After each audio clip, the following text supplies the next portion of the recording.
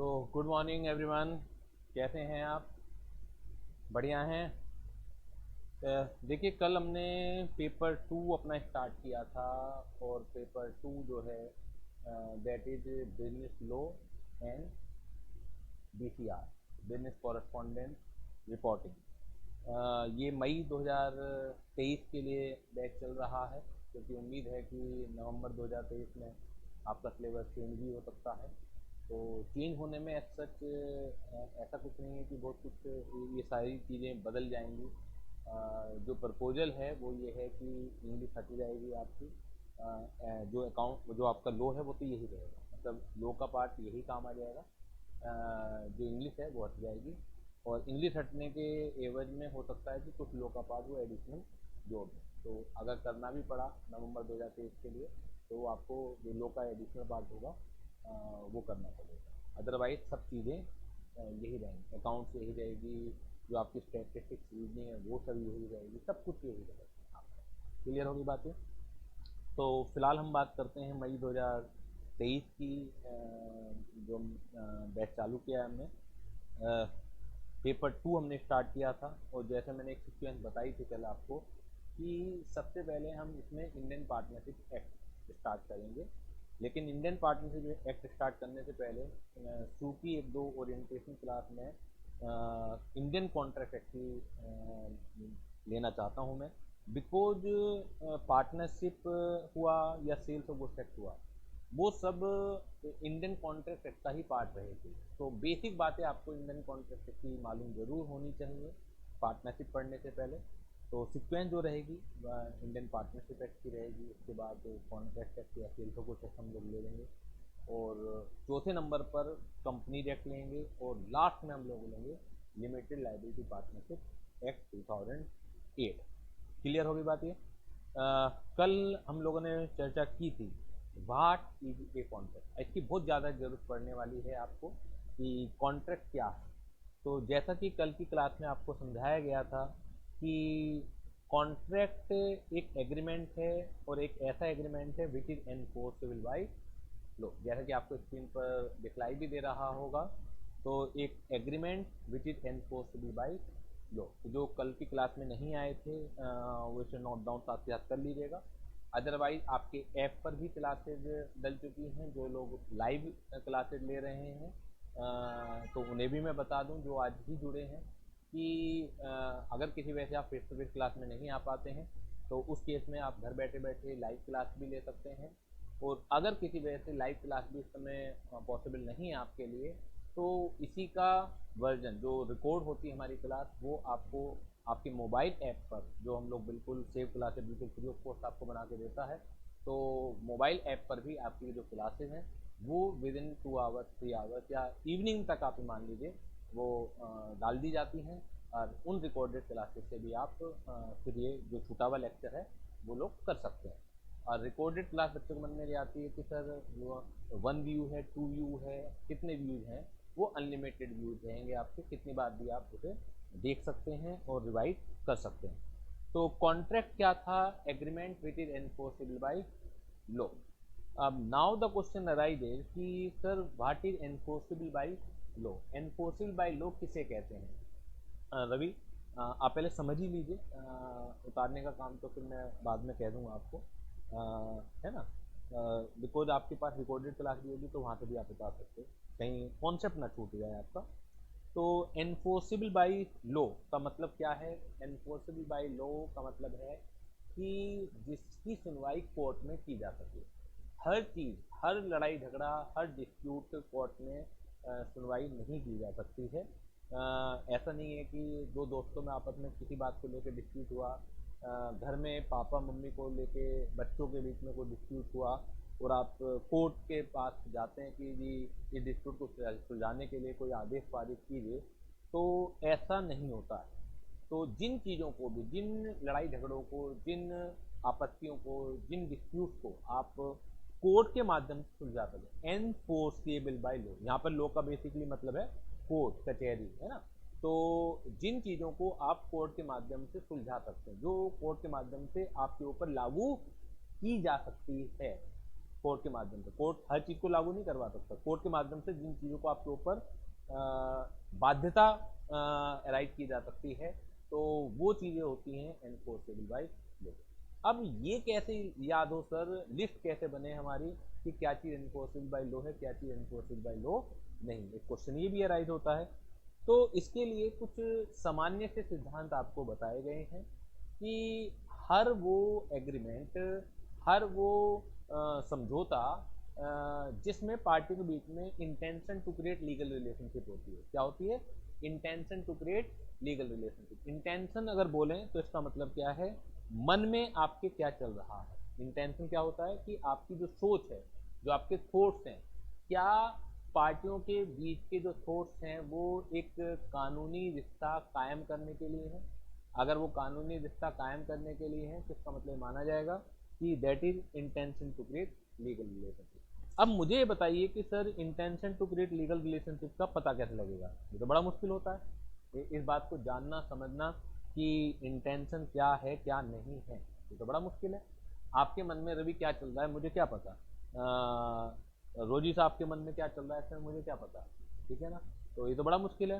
तो इसके लिए और रूल बना दिए गए हैं इसे इजी करने के लिए, आसान करने के लिए, कि हम ये मानेंगे कि जितने भी डोमेस्टिक हैं, घरेलू हैं, रिलीजियस धार्मिक हैं और सोशल सामाजिक एग्रीमेंट हैं, हम ये मानेंगे कि normally it is presume that there is no intention to create legal relationship. अगर घरेलू कोई एग्रीमेंट हो रहा है, एक धार्मिक कोई एग्रीमेंट हो रहा है, एक सामाजिक कोई एग्रीमेंट हो रहा है, तो ये एज्यूम कर लिया जाता है कि पार्टियों के मन में सामान्यतः ये विचार नहीं आते हैं कि वो आपस में कानूनी रिश्ते में बंधने जा रहे हैं। देखिए कानूनी रिश्ता किसे कहते हैं? जहां शर्म लिहाज की कोई जगह नहीं होती है, जहां आप किसी से दबते दबाते नहीं हैं, हर पार्टी अपने अधिकारों के लिए लड़ती है। ठीक है ना?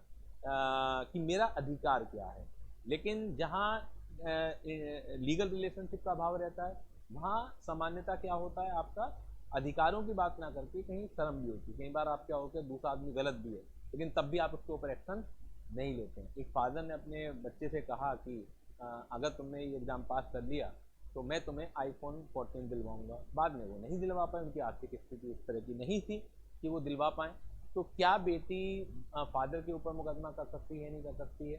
तो नॉर्मली क्योंकि घरेलू अरेंजमेंट है तो ये माना जाएगा कि जब बाप और बेटी के बीच में ये अरेंजमेंट हुआ होगा तो ना तो बेटी ने ये सोचा होगा कि अगर फादर अपनी बात से मुकरते हैं तो मैं मुकदमा कर दूंगी, और ना ही बाप ने ये सोचा होगा। क्योंकि दोनों ने सोचा ही नहीं था तो हम ये मानेंगे कि there is no intention to create legal relationship. तो सामान्यतः ये माना जाता है, किन किन चीज़ों में माना जाता है जल्दी से बताइएगा मेरे साथ। डोमेस्टिक, डोमेस्टिक यानी घरेलू, घरेलू में जैसे भाई भाई के बीच में हो गया, भाई बहन के बीच में हो गया, पापा मम्मी के बीच में हो गया, पापा बेटी के बीच में हो गया, पापा बेटे के बीच में हो गया। तो ये जितने भी घरेलू रिलेशनशिप हैं, तो अगर इनमें कोई अरेंजमेंट होता है तो इनमें नहीं माना जाएगा कि there is intention to create legal relationship, ये नहीं माना जाएगा। डोमेस्टिक ये हो गया। सामाजिक, सोशल, सोशल में क्या होता है कि मैंने अपनी एक फ्रेंड को एक न्योता दिया, let's go for movie, evening में हम लोग मिलते हैं पीवीएस मॉल में। अब एंड टाइम पर मैं नहीं आ पाया या एंड टाइम पर वो नहीं आ पाया तो दूसरी पार्टी को गुस्सा आएगा, या दूसरी पार्टी कोर्ट में चली जाए कि जी जो समझौता हुआ था, जो अरेंजमेंट हुआ था मूवी देखने का साथ साथ, अब एक पार्टी ने पूरा नहीं करा तो इसके ऊपर मुकदमा किया जाए। द आंसर इज नो, क्योंकि ये क्या है, सोशल, सामाजिक चीज़ें होती हैं। आपने किसी को डिनर पे बुलाया, आपने कैंसिल कर दिया, या एंड टाइम पे दूसरी पार्टी ने कैंसिल कर दिया, तो यहाँ पर ये नहीं माना जाएगा कि there is intention to create legal relationship. Clear होगी बात ये। धार्मिक, धार्मिक भी आप जानते हैं, किसी मंदिर को आपने दान देने की बात की, बाद में नहीं दे पाया तो मंदिर के जो ट्रस्टी हैं वो आपके ऊपर खिलाफ मुकदमा नहीं कर सकते हैं। Great, clear. तो ये समझ लीजिएगा कि सामान्यता ये होता है। ठीक है ना? इसका मतलब ये नहीं होता, क्योंकि पढ़ाने वाले लोग क्या पढ़ा रहे हैं कि डोमेस्टिक, सोशल और रिलीजियस में कभी intention to create legal relationship नहीं होती, वो लोग ये कहते हैं, जबकि ये गलत है। सामान्यता और हमेशा में अंतर होता है। सामान्यता ये माना जाता है कि डोमेस्टिक, सोशल और रिलीजियस में intention to create legal relationship नहीं होती। और जितने कमर्शियल होते हैं, जैसे आपका मेरा अरेंजमेंट है, मैं आपसे फीस ले रहा हूँ, आप मुझे फीस दे रहे हो, मैं पढ़ाना है, मुझे आपको फाउंडेशन का कोर्स कंप्लीट कराना है।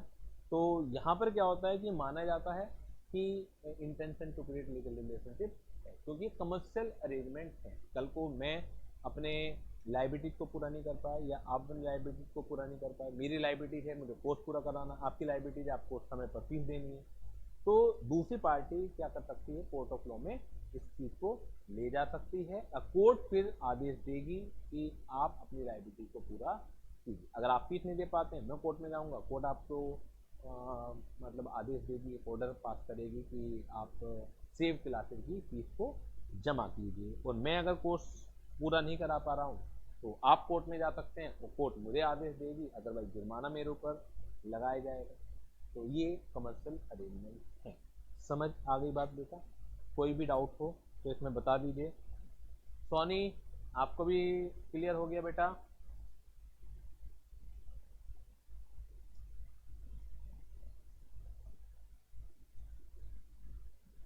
मैसेज करके ही आप बता दीजिएगा। चैटिंग का ऑप्शन है सोनी आपके पास।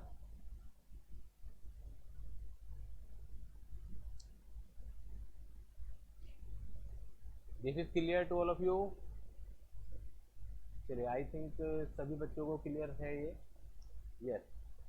तो अब एक आध एग्जाम्पल हम लोग देख लेते हैं जो मैंने असाइनमेंट में दिए हुए हैं। देखिएगा, दो खूबसूरत चेहरे हैं आपके सामने, ऋतिक रोशन और दूसरे कौन है, परिणीति चोपड़ा। वेरी गुड, पहचान गए आप। और कोई और चेहरा दिखलाता शायद आपको, कोई सी महापुरुष का चेहरा दिखलाता है तो शायद नहीं पहचान पाते, लेकिन फिल्म एक्टर और एक्ट्रेसेस का चेहरा आप अच्छी तरह से बखूबी आप पहचानते हैं। तो ऋतिक पहली प्रपोजल देता है, Parineeti let's go for a dinner in the evening, कि क्यों ना आज शाम को हम साथ साथ डिनर करें। परिणीति भी खाली थी, परिणीति ने कहा why not, I will come at साथ 9 PM, मैं समय पर 9 PM पर मैं पहुंच जाऊंगी। But Parineeti fails to turn up for dinner, Hrithik is waiting. तो परिणीति जो है नहीं कर पाए, उसे कोई और ज़रूरी काम आ गया और बेचारा ऋतिक क्या है, वेट ही कर रहा है। तो can Hrithik you on Parineeti for breach of contract? तो माय क्वेश्चन इज, क्या ऋतिक जो है परिणीति के ऊपर कि उसने कॉन्ट्रैक्ट का उल्लंघन किया है, जो कॉन्ट्रैक्ट हुआ था परिणीति और ऋतिक के बीच में, क्या इसके खिलाफ वो मुकदमा कर सकता है या नहीं कर सकता? बताइएगा, कर सकता है नहीं कर सकता? No sir. अब खाली पेपर में नो या यस का आंसर के नंबर नहीं है, आपको विद लॉजिक आपको बताना पड़ेगा। और मैं ये देख रहा हूँ काफ़ी समय से कि बच्चों की राइटिंग स्किल बड़ी पुअर है।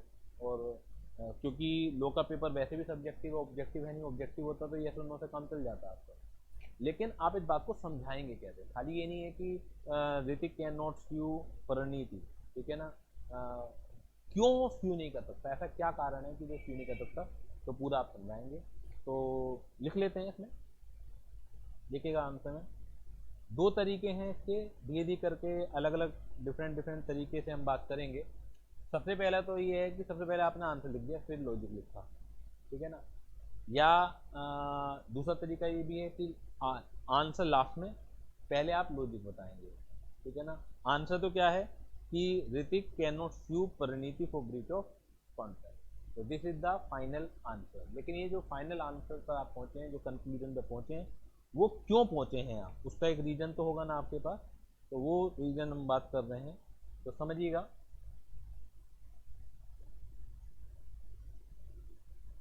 Hrithik can not sue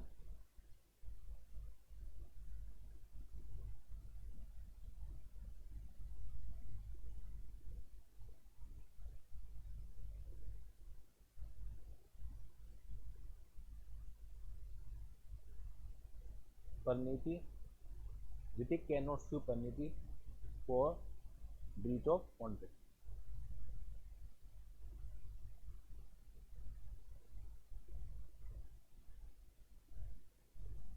this is the final answer. अब आप लॉजिक लिखेंगे कि क्यों नहीं किया जा सकता, तो आप अपनी भाषा में बताएं, पहले हिंदी इंग्लिश कैसे भी बताना चाहें बता दीजिए मुझे, क्यों क्यों नहीं कर सकता। Because this is not a contract, this is an agreement contract क्यों नहीं है? क्योंकि this is the social arrangement, और in social arrangement it is presume they is no intention to create legal relationship. ये सब चीज़ें लिखनी पड़ेंगी ना आपको। तो देखिएगा, as per Indian contract act, as per Indian contract act, as per Indian contract act, year की जो होती है कि 1872 आप देखते हैं, कोई इसकी रिक्वायरमेंट नहीं। As per Indian contract act, an agreement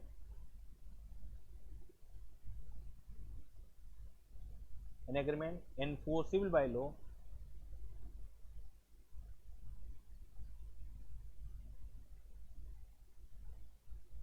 is a contract. An agreement as per Indian Contract Act, an agreement enforceable by law is a contract. Now the question arises कि what is enforceable by law, ये वाली बात आ जाती है। केवल only those agreement in which there is intention to create legal relationship is enforceable by law, है ना। तो हम अब ये लिखेंगे, only those agreement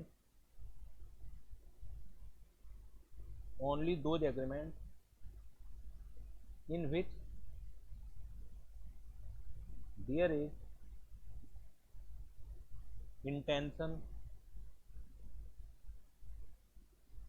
intention to create legal relationship,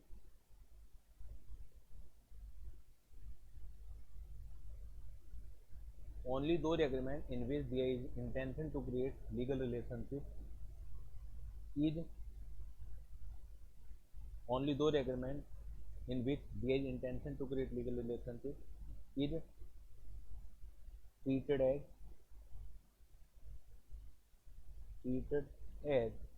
enforceable by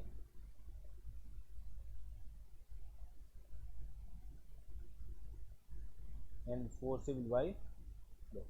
Only those agreement in which there is intention to create legal relationship is treated as enforceable by law. अब बात ये आती है कि ये कैसे पता लगे कि intention to create legal relationship किया नहीं थी। तो इसके लिए रूल है ना, as per the law,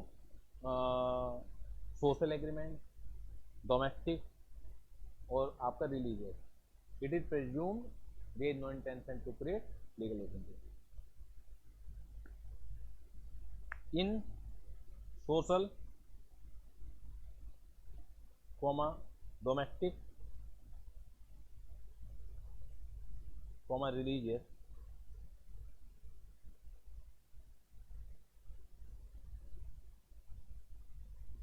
is normally presumed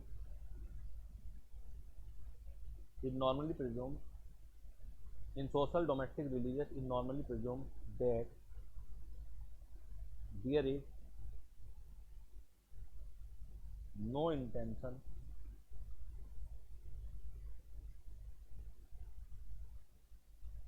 to create legal relationship.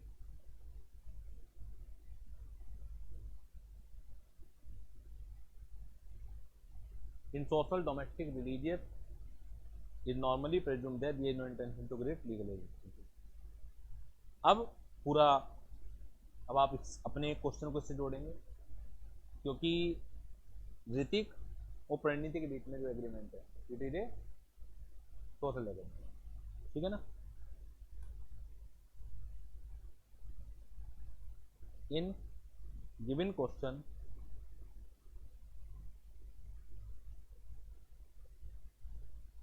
it is a social agreement. In given question it is a social agreement between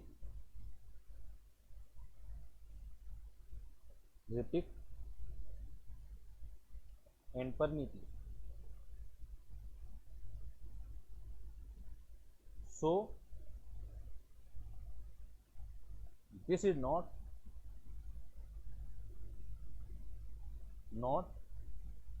enforceable by law, ठीक है ना। दैट्स वाई, मतलब ऊपर हम answer लिख चुके हैं, अब पूरा लॉजिक दे चुके हैं। That's why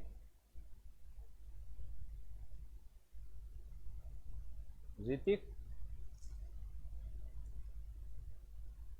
is Hrithik can not sue on Praniti।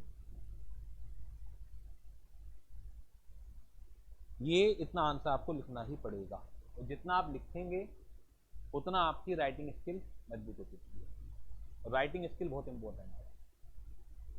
मैं समझा सकता हूँ, मैं लिखने की प्रैक्टिस भी करवा रहा हूँ आपको, लेकिन अल्टीमेटली जब तक आप घर पे क्वेश्चन को, कॉन्सेप्ट को लिख लिख के नहीं देखेंगे। गलती बच्चा क्या करता है, बस पढ़ के छोड़ देता है, उसे लगता है कि मुझे आ गया, और पेपर से कुछ दिन पहले जब उसे लगता है तो उसे लगता है कुछ भी नहीं आता, कॉन्फिडेंस ही नहीं है। क्यों? क्योंकि उसने कभी लिखा तो है नहीं। तो जितना भी आप लिख के चलेंगे, अभी समय हमको बहुत है, कोई दिक्कत नहीं, लेकिन आप इस समय का सदुपयोग कीजिए। मतलब मैं ये भी नहीं कह रहा बहुत ज़्यादा है, लेकिन कम भी नहीं, एक बैलेंस टाइम है हमारे पास मई 2023 से पहले, तो आराम से आपकी प्रैक्टिस हो जाए, लेकिन मेहनत तो करनी पड़ेगी। क्लियर होगी बात ये?